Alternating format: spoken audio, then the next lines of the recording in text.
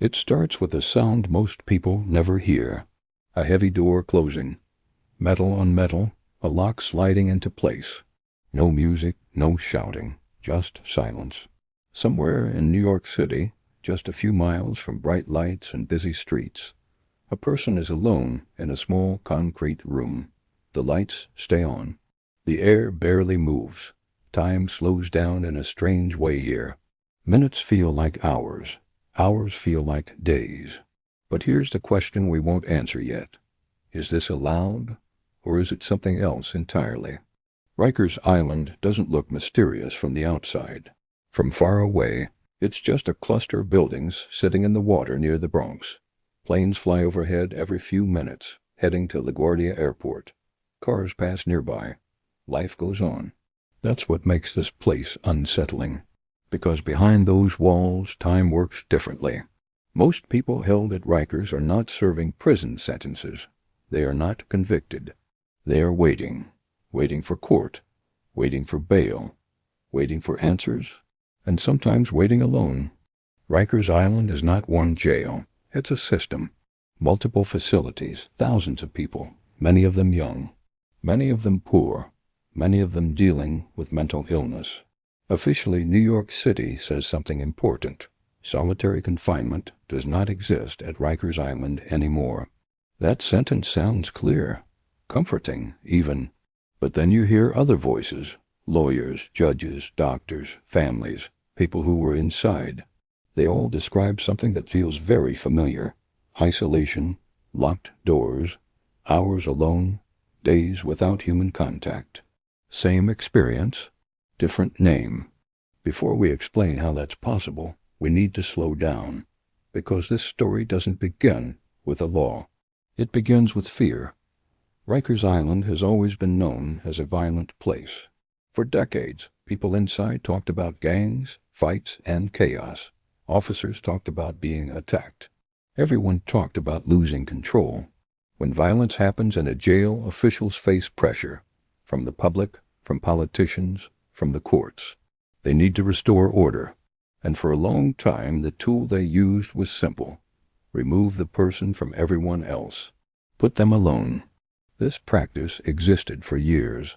People were placed in small cells for 22 or even 23 hours a day, sometimes longer, sometimes for weeks, sometimes for months.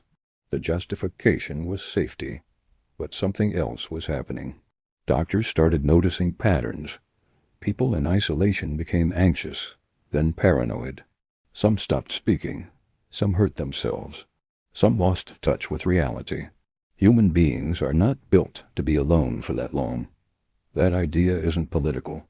It's biological. Studies going back decades showed that extreme isolation can damage the brain. Memory problems, panic attacks, hallucinations. And at Rikers, many of the people placed in isolation already had mental health conditions. That's when the lawsuits began. Families sued the city. Lawyers argued that what was happening was cruel. Judges started paying attention. Public pressure grew. By the late 2010s, Rikers Island was in crisis. Deaths increased. Staff shortages grew worse. Federal courts stepped in. Monitors were appointed to watch what was happening inside. And then came the reforms. New York lawmakers passed strict limits on solitary confinement. The message was clear. Isolation must end. City officials announced changes. They said solitary confinement was over. They said the city had turned a corner. Headlines echoed the same idea. Solitary confinement banned. But inside Rikers, something strange happened. The word disappeared. The practice did not. Instead of solitary confinement, new terms appeared. Restrictive housing, separation, de-escalation. The cells were still there. The doors still locked. The time alone still stretched on. But now it was harder to point to it and say, that's illegal. Because on paper, it wasn't called solitary anymore. And this is where the mystery deepens. Imagine this. A person is locked in a cell for most of the day. Meals are pushed through a slot. Human contact is brief and distant. Recreation is limited or canceled. Programs don't happen. Is that solitary confinement? City officials would say no, because the rules say solitary means a specific number of hours, under a specific definition.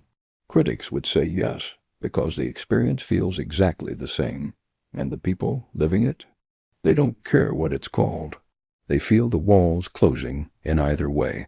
If you're finding this unsettling already, take a second and let me know in the comments. Should isolation ever be used in jails at all? Yes or no?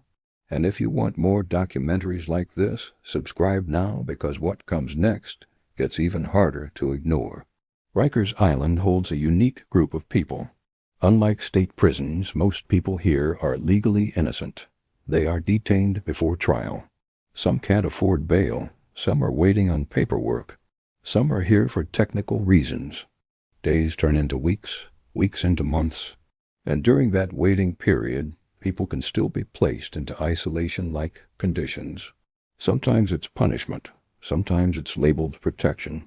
Sometimes it's because the jail says it has no other place to put them. This is one of the quiet truths about Rikers. Even reforms need staff. Even alternatives need space. And Rikers often has neither. When there aren't enough officers, movement stops. Programs get canceled. People stay locked in. Not because they did something wrong, but because the system is overwhelmed. This is what makes the situation so difficult to see clearly.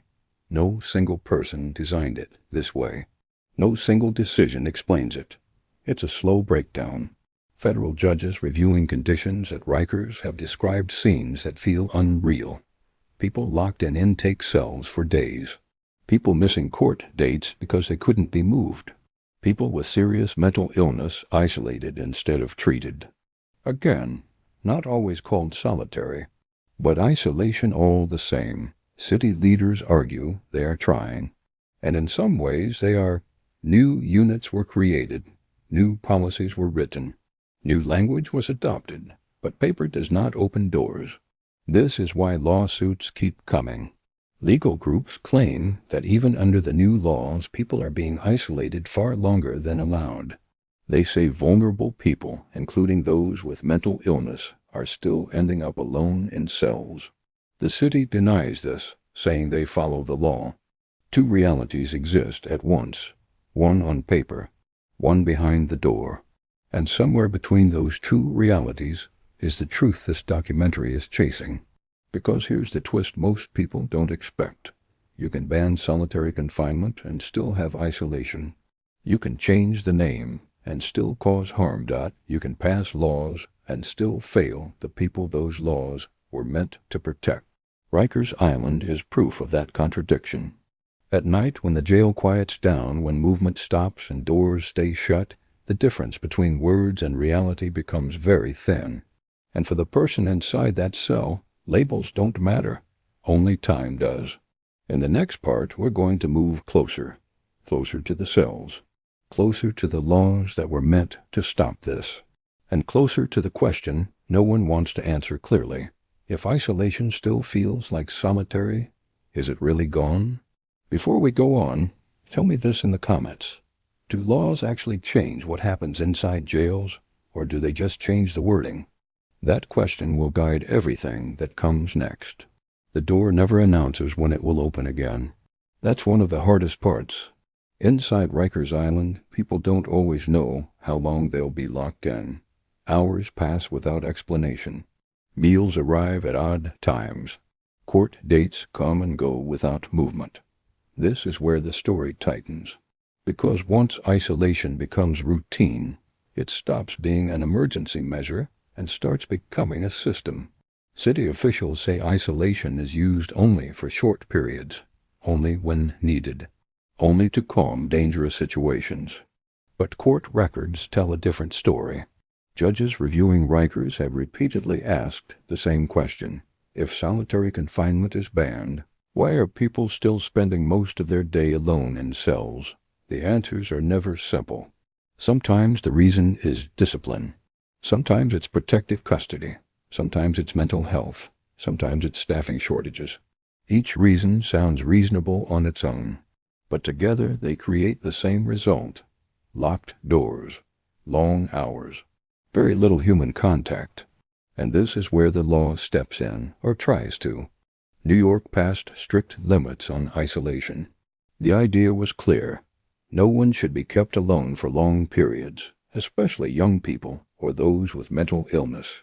The law didn't just ban something, it demanded alternatives. More time out of cells, more programs, more interaction. But alternatives require people, and Rikers didn't have enough.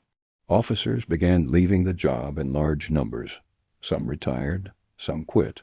Others called in sick. Entire housing units were left short-staffed. When that happens, movement stops. People don't go to recreation.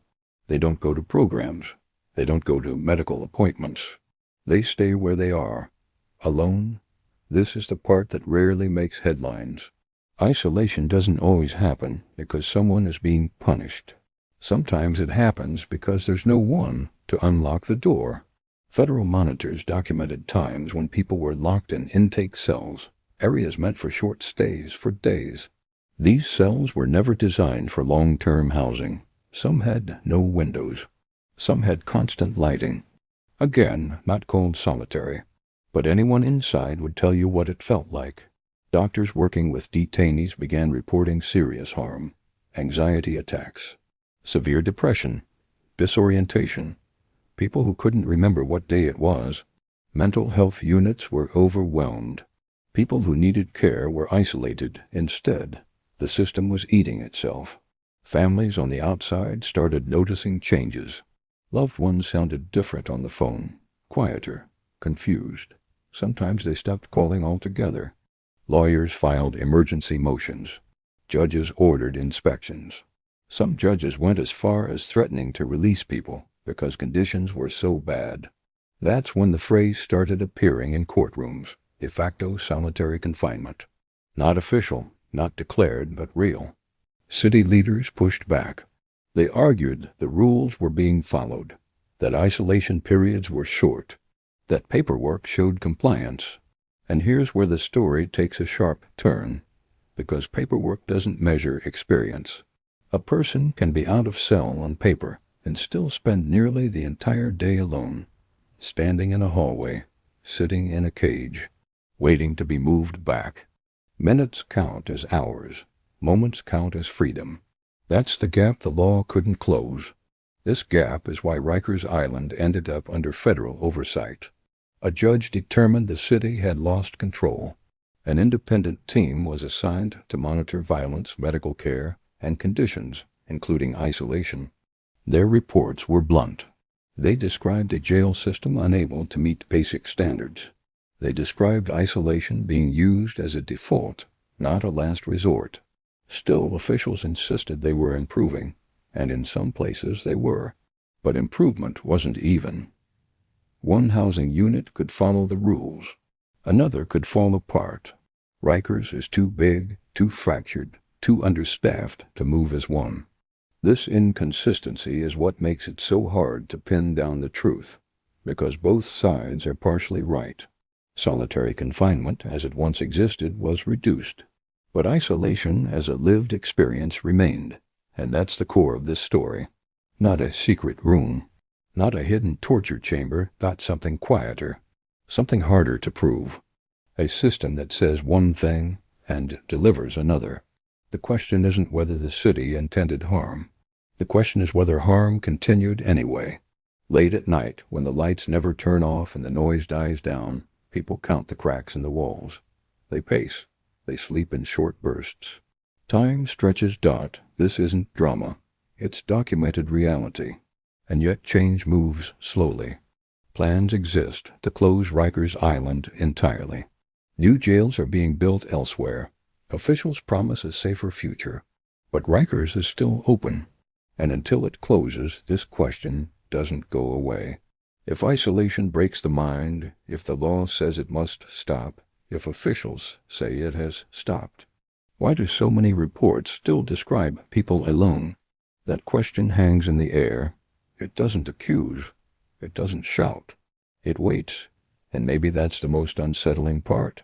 Because silence can be legal and still be cruel. Before we end, I want to hear from you. Do you think changing the name of something changes its impact, or just the way we talk about it?